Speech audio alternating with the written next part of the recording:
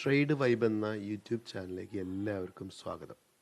ഇതൊരു പുതിയ യൂട്യൂബ് ചാനലാണ്. ഫോറക്സ് എന്ന് പറയുന്ന മേഖലയിലേക്ക് കടന്നു വരുന്ന പുതിയ ആളുകൾക്ക് അവർക്ക് അറിവ് നൽകാനും അവരുടെ അറിവിനെ പരിപോഷിപ്പിക്കാനൊക്കെ വേണ്ടി നിർമ്മിക്കപ്പെട്ട യൂട്യൂബ് ചാനലാണ്. അതുകൊണ്ട് ഈ ചാനൽ എല്ലാവരും ഒന്ന് സബ്സ്ക്രൈബ് ചെയ്ത് വെക്കുക. ഈ ഒരു മേഖലയെക്കുറിച്ച് പഠിക്കാൻ ആഗ്രഹമുള്ള ആളുകൾ ഈ ഒരു ചാനലിനെ നിങ്ങൾ എന്നും ഫോളോ ചെയ്യുക.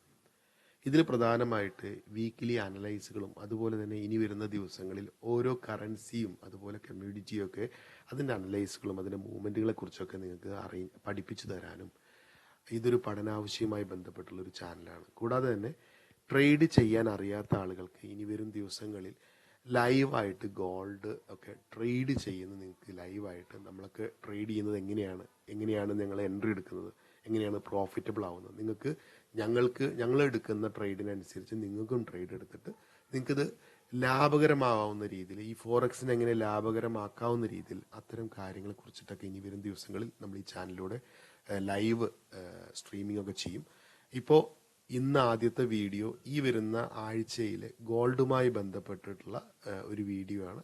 ഇനി വരും മണിക്കൂറുകൾക്കുള്ളിൽ കറൻസിയും അതുപോലെ തന്നെ ഗോൾഡിൻ്റെ ഡീറ്റെയിൽ ആയിട്ടുള്ള അനലൈസ് ഒക്കെ നമുക്ക് നൽകുന്നതാണ്. ഇതൊരു തുടക്കം എന്ന രീതിയിൽ ഈ ഒരു ചാനലിൽ നിങ്ങൾ എല്ലാവരും ഒന്ന് പ്രോത്സാഹിപ്പിക്കുക. എല്ലാവരും ഒന്ന് സബ്സ്ക്രൈബ് ചെയ്തും ഇത് ഫോളോ ചെയ്തും വെക്കുക. ഇതിൽ ഓരോ ദിവസവും കഴിയാവുന്ന രീതിയിൽ അനലൈസുകൾ തരുന്ന ഡേ അനലൈസുകൾ അടക്കം തരുന്ന ഒരു ചാനലാണ്. അതുപോലെ തന്നെ ലൈവ് സ്ട്രീമിംഗ് എല്ലാം ഭാവിയിൽ വരുന്ന ഒരു ചാനലാണ്. അതുകൊണ്ട് ഈ ഒരു ചാനലിനെ നിങ്ങൾ സപ്പോർട്ട് ചെയ്യുക. ഗോൾഡിൻ്റെ ചാർട്ട് എടുത്ത് പരിശോധിക്കുകയാണെങ്കിൽ ഗോൾഡിൻ്റെ 1 hour ചാർട്ടിൽ മാർക്കറ്റ് ബിയറിഷ് മൊമെൻ്റമാണ് കാണിക്കുന്നത്. ഇന്നലെ മാർക്കറ്റ് അവസാനിക്കുന്ന സമയത്ത് 3240-41 വ്യാപാരം അവസാനിച്ചിരിക്കുന്നത്. കഴിഞ്ഞ വെള്ളിയാഴ്ച നൺഫാം പേറോളിൻ്റെ റിസൾട്ടിൻ്റെ അടിസ്ഥാനത്തിൽ മാർക്കറ്റ് താഴെ വീണു. ഡോളർ കൂടുതൽ ശക്തിയാർജിക്കുന്ന രീതിയിലുള്ളൊരു റിസൾട്ടാണ് വന്നത്. അതിൻ്റെ അടിസ്ഥാനത്തിൽ ഗോൾഡ് ഇന്നലെ താഴത്തോട്ട് വരികയാണ് ചെയ്തത്. ഇനി നമ്മൾ എന്താണ് ഇനി വരാൻ പോകുന്ന ആഴ്ചയിൽ നമ്മൾ ശ്രദ്ധിക്കേണ്ടതായിട്ടുള്ളത്? നമ്മൾ വളരെ ശ്രദ്ധിക്കേണ്ട ഒരു കാര്യം 3200 എന്ന് പറയുന്ന ആ ഒരു പോയിന്റ് നിങ്ങൾ വളരെ ശ്രദ്ധിക്കണം. അവിടെ എത്തുമ്പോൾ നിങ്ങൾ ബയ്യേഴ്സ് ആണെങ്കിൽ വളരെയധികം ശ്രദ്ധിച്ചുകൊണ്ട് മാത്രം ബൈ ചെയ്യുക. ഇനി അവിടെ ഒരു റീടെസ്റ്റ് നടന്നില്ലെങ്കിൽ ഈ മാർക്കറ്റ് 3166 വരെ പോകാൻ ഏകദേശം ഒരു 34 പോയിന്റോളം താഴത്തേക്ക് പോകാനുള്ള സാധ്യത വളരെ കൂടുതലാണ് 3200 ബ്രേക്ക് ആയി കഴിഞ്ഞാൽ. അതുകൊണ്ട് 3200 വെച്ചിട്ട് ആരെങ്കിലും ട്രേഡ് ചെയ്യുന്നവരുണ്ടെങ്കിൽ നിങ്ങൾ 3192 അല്ലെങ്കിൽ 95 SL വെച്ച് നിങ്ങൾ ശ്രദ്ധിച്ച് നിങ്ങളുടെ മണി മാനേജ്മെന്റ് കറക്റ്റാക്കി വയ്ക്കാം. ഓക്കെ, അതുപോലെ തന്നെ 3275 അല്ലെങ്കിൽ 3267 മാർക്കറ്റ് സസ്റ്റെയിൻ ചെയ്യുകയാണെങ്കിൽ അല്ലെങ്കിൽ ബ്രേക്ക് ആവുകയാണെങ്കിൽ ഈ മാർക്കറ്റ് 3325 വരേക്കും അല്ലെങ്കിൽ 3300 വരേക്കൊക്കെ പോകാനുള്ള സാധ്യത വളരെ കൂടുതലാണ്. അപ്പോൾ നമ്മൾ ഈ സമയം ട്രേഡ് ചെയ്യുമ്പോൾ ഇപ്പം നിലവിൽ മൂവിങ് ആവറേജിൻ്റെ താഴെയാണ് മാർക്കറ്റ് നിൽക്കുന്നത് 1 hour ചാർട്ടിൽ. അപ്പോൾ ഇനി വരുന്ന ഈ ഒരു വീക്കെൻഡിൽ വരുന്ന ഏതൊക്കെ അമേരിക്കയുമായി ബന്ധപ്പെട്ടിട്ടുള്ള വാർത്തകളുണ്ട്, റിസൾട്ടുകളുണ്ട്, ഫണ്ടമെൻ്റൽ ന്യൂസുകളുണ്ട്, അതിനൊക്കെ അടിസ്ഥാനപ്പെടുത്തിയിട്ടാണ് ഇനി ഗോൾഡിൻ്റെ ഇനിയുള്ള യാത്ര. നിലവിൽ ഗോൾഡ് ബിയറിഷിലാണ്. പക്ഷെ ഗോൾഡ് എല്ലാ കാലത്തും താഴത്തേക്ക് പോവില്ല. നമ്മൾ ചരിത്രം മുഴുവൻ എടുത്ത് പരിശോധിച്ചാൽ ഗോൾഡ് ഓൾവേസ് കീപ്പ് ഓൺ ടോപ്പാണ്, മുകളിലേക്ക് തന്നെയാണ് പോകുന്നത്. അപ്പോൾ ഈ ഒരു ചെറിയ ഫാളോ അല്ലെങ്കിൽ ഈ ഒരു ചെറിയ കറക്ഷനോ കണ്ടിട്ട് നിങ്ങൾ ഭയപ്പെടേണ്ട ആവശ്യമില്ല. ബയേഴ്സ് ഫണ്ട് മാനേജ് ചെയ്യുക. 3200 എന്ന് പറയുന്ന ആ ഒരു പോയിന്റ് ബ്രേക്ക് ആവുന്നുണ്ടോ എന്ന് നോക്കിയതിന് ശേഷം മാത്രം ഇനിയൊരു ബൈ പൊസിഷൻ എടുക്കാം.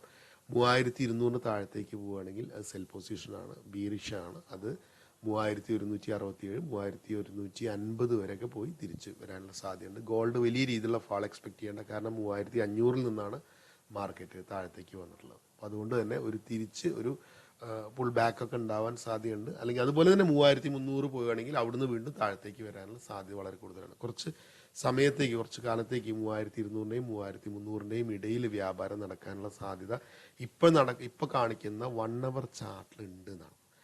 അപ്പോൾ അതൊക്കെ നോക്കിയിട്ട് നിങ്ങൾ ട്രേഡ് ചെയ്യുക. ഈ ആഴ്ചയിലെ എക്കണോമിക് കലണ്ടർ എടുത്ത് പരിശോധിക്കുകയാണെങ്കിൽ ഈ വരുന്ന മെയ് 5-ാം തീയതി അമേരിക്കയിൽ നിന്ന് ISM സർവീസ് PMI ഇന്ത്യൻ സമയം 7 മണിക്ക് 7:30 ISM സർവീസ് PMI വരുന്നുണ്ട്.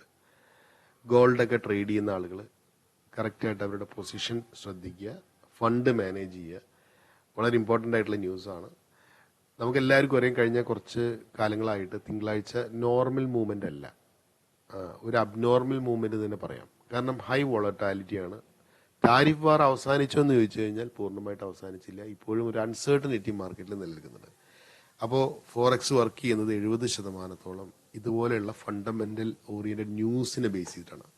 ടെക്നിക്കലായിട്ടും അതുപോലെ തന്നെ ചാർട്ടും അതൊക്കെ പ്രവർത്തിക്കുന്നുണ്ടെങ്കിൽ പോലും യഥാർത്ഥ രീതിയിൽ ഇൻഡിക്കേറ്ററൊക്കെ നമുക്ക് വിശ്വസിക്കാൻ കൊള്ളാവുന്നെങ്കിലും ചില സമയങ്ങളിൽ മാർക്കറ്റ് ഒരു ഒരു അൺസർട്ടനിറ്റി ക്രിയേറ്റ് ചെയ്യുന്ന സമയത്ത് നമ്മൾ പ്രതീക്ഷിച്ചതിൻ്റെ ഓപ്പോസിറ്റൊക്കെ മാർക്കറ്റ് പോകാൻ സാധ്യതയുണ്ട്. അതുകൊണ്ട് ഫണ്ടമെൻ്റൽ ന്യൂസും കൂടി പഠിച്ച് അത് മനസ്സിലാക്കിക്കൊണ്ട് മാത്രമേ ട്രേഡ് ചെയ്യാൻ പാടുള്ളൂ. എസ്പെഷ്യലി ഗോൾഡ്, എല്ലാ കമ്മ്യൂണിറ്റികളും ഫണ്ടമെൻ്റൽ ന്യൂസിനെ ബേസ് ചെയ്തിട്ടാണ്. കറൻസികൾ US ഡോളറിനെ ബേസ് ചെയ്തിട്ടാണ്, ബേസ് കറൻസി ആയിട്ടുള്ള US ഡോളറിനെ പ്രതിനിധീകരിച്ചിട്ടാണ് പ്രവർത്തിക്കുന്നതെങ്കിൽ ഈ കമ്മ്യൂണിറ്റി എന്ന് പറയുന്ന ചില സമയങ്ങളിൽ US ഡോളർ മുകളിലേക്ക് പോകുന്നതിനനുസരിച്ച് കമ്മ്യൂണിറ്റി മുകളിലേക്ക് പോകുന്നത് കാണുന്നത്. സാധാരണ അതിന് ഓപ്പോസിറ്റാണ് സംഭവിക്കാറുള്ളത്. പക്ഷേ ഇപ്പോഴത്തെ ഈ അൺസർട്ടനിറ്റി മാർക്കറ്റിൽ നിങ്ങൾ വളരെ ശ്രദ്ധിക്കണം. അപ്പോൾ അതുകൊണ്ട് ISM സർവീസ് PMI വരുന്ന തിങ്കളാഴ്ച മെയ് 5 അത് ഇന്ത്യൻ സമയം 7:30 അതിനനുസരിച്ച് നിങ്ങൾ ട്രേഡ് പ്ലാൻ ചെയ്യാം. അതുപോലെ തന്നെ നിങ്ങൾ വളരെ ശ്രദ്ധിക്കേണ്ട ഈ ആഴ്ച FOMCയുടെ ഫണ്ട് റേറ്റ് വരുന്നുണ്ട്. ഈ വരുന്ന ബുധനാഴ്ച രാത്രി 11:30 ഫെഡിൻ്റെ ഇൻട്രസ്റ്റ് റേറ്റുമായി ബന്ധപ്പെട്ട കാര്യമാണ്. അതിനെക്കുറിച്ച് ഡീറ്റെയിൽ ആയിട്ട് നമുക്ക് വേറൊരു വീഡിയോ നമുക്ക് ചെയ്യാം. പക്ഷേ ഈ ഫെഡറൽ ഫണ്ട് റേറ്റുമായി ബന്ധപ്പെട്ട കാര്യങ്ങൾ ആ സമയത്ത് നിങ്ങൾ പൊസിഷനുകൾ ഓപ്പൺ ആക്കി വെക്കാതിരിക്കാന്നാണ്. ഇപ്പോഴും ഒരു ബാഡ് ന്യൂസോ അല്ലെങ്കിൽ ഗുഡ് ന്യൂസോ ഏത് ന്യൂസ് വരുമ്പോഴും ഒരു പ്രൊഫഷണൽ ട്രേഡർ ആ മാർക്കറ്റിൽ നിന്ന് കുറച്ച് നേരം മാറി നിൽക്കാന്നാണ്. ആ സമയത്ത് നിങ്ങൾക്ക് ട്രേഡ് ചെയ്യണ്ട എന്നൊരു അഭിപ്രായമാണ് എനിക്കുള്ളത്. ആ ഒരു ഇവന്റ് കഴിഞ്ഞ് മാർക്കറ്റ് കൂളായിട്ട് മാത്രം ട്രേഡ് ചെയ്യുക. പ്രത്യേകിച്ച് ചെറിയ ചെറിയ ഫണ്ടുള്ള ആളുകളൊന്നും ഇത്തരത്തിലുള്ള ഇവന്റുകളുള്ള ടൈമുകളിലൊന്നും ട്രേഡ് ചെയ്യാതിരിക്കുക. പൊസിഷനുകളൊന്നും ഓപ്പൺ ആക്കാതിരിക്കുക. ഉള്ളത് എന്തെങ്കിലും ഉണ്ടെങ്കിൽ ഹെഡ്ജ് ചെയ്ത് വെക്കുക. അതാണ് നമ്മുടെയൊക്കെ ക്യാപിറ്റലിനെ സേവ് ചെയ്യാനുള്ള മറ്റൊരു മാർഗം. അപ്പം അതുകൊണ്ട് ഈ വരുന്ന ബുധനാഴ്ച ഫെഡറൽ ഫണ്ട് റേറ്റ് വരുന്നുണ്ട് രാത്രി 11:30. അതുപോലെ തന്നെ FOMCയുടെ പ്രസ് കോൺഫറൻസ് വരുന്നുണ്ട്. പവലിൻ്റെ സ്പീച്ചസ് വരുന്നുണ്ട്. അതൊക്കെ വളരെ ഇമ്പോർട്ടൻ്റ് ആണ്. ബുധനാഴ്ച രാത്രി 11:30 തൊട്ടിട്ട് 12:00-12:30 വരെ അതിൻ്റെ ഇവൻറ്റിൻ്റെ ഇമ്പാക്റ്റ് ഉണ്ടായിരിക്കും. അതുപോലെ തന്നെ പിറ്റത്തെ ദിവസം, അതായത് മെയ് 8 വ്യാഴാഴ്ച, ഇതുപോലെ തന്നെ ബാങ്ക് ഓഫ് ഇംഗ്ലണ്ടിൻ്റെ ബാങ്ക് ഇൻട്രസ്റ്റ് റേറ്റ് വരുന്നുണ്ട്. GBP ഗ്രേറ്റ് ബ്രിട്ടീഷ് പൗണ്ട് വളരെയധികം സ്വാധീനിക്കുന്ന ഒരു ഇവൻ്റാണത്. അതുകൊണ്ട് നിങ്ങൾ വ്യാഴാഴ്ച പരമാവധി ഗോൾഡ് ഒഴിവാക്കി കറൻസിയായ ഗ്രേറ്റ് ബ്രിട്ടീഷ് പൗണ്ടിനെ എടുക്കുക. അത് ബയ്യോ സെല്ലോ അതിനനുസരിച്ച് നമുക്ക് ഞാൻ ഗ്രൂപ്പിൽ കോള് തരുന്നുണ്ട്. അതിനനുസരിച്ച് നിങ്ങൾ എടുക്കുക. അതുപോലെ തന്നെ ഫ്രൈഡേ വരുന്ന അൺഎംപ്ലോയ്മെൻറ്റ് ക്ലെയിംസ്, അൺഎംപ്ലോയ്മെൻറ്റ് റേറ്റ് വരുന്നുണ്ട്. അതുപോലെ തന്നെ എംപ്ലോയ്മെൻറ്റ് ചേഞ്ചസ് വരുന്നുണ്ട്. അതുപോലെ തന്നെ വാലറിൻ്റെ സ്പീക്സ് വരുന്നുണ്ട്. അൺഎംപ്ലോയ്മെൻറ്റ് റേറ്റും എംപ്ലോയ്മെൻറ്റ് ചേഞ്ചസ് ഒക്കെ കനേഡിയൻ ഡോളറിനെ വലിയ രീതിയിൽ സ്വാധീനിക്കുന്നത്. അന്ന് തന്നെ വൈകുന്നേരം രാത്രി FOMC മെമ്പറിൻ്റെ വാലറിൻ്റെ സ്പീച്ച് ഉണ്ട്.